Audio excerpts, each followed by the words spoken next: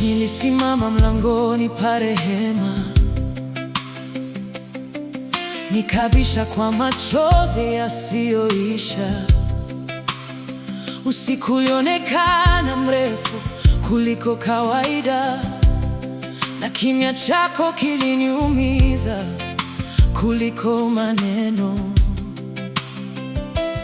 Nilidhani labda umenisahau au sala zangu zimepotea njiani, lakini moyoni kulikuwa na sauti ndogo ikiniambia bado nipo. Hata upepo sipobeba jibu na macho yasipoona njia, imani yangu haitahamia kwa mwingine asiye wewe.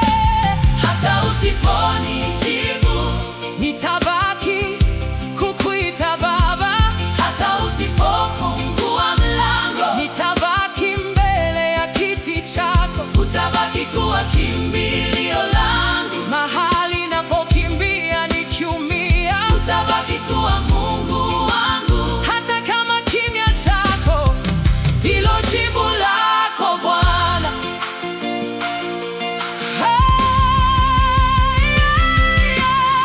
Nimeona milima ikinisimamia, bahari zikikataa kunipa njia, lakini historia yangu inanifundisha hujawahi kushindwa kuwa mwaminifu. Si kila ukimya ni kuondoka, si kila kuchelewa ni kukataa. Wakati mwingine unanifundisha kutegemea tabia yako kuliko miujiza yako.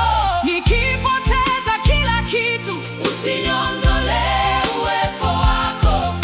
Nikilia bila sauti, usiniondolee mkono wako. Maana neema yako inanitosha. Hata usiponijibu nitakuabudu kwa moyo ule ule. Hata usipobadilisha hali, sitabadilisha jina lako.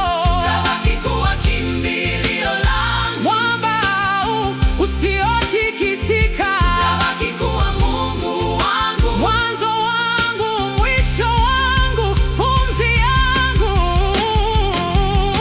tumaini langu.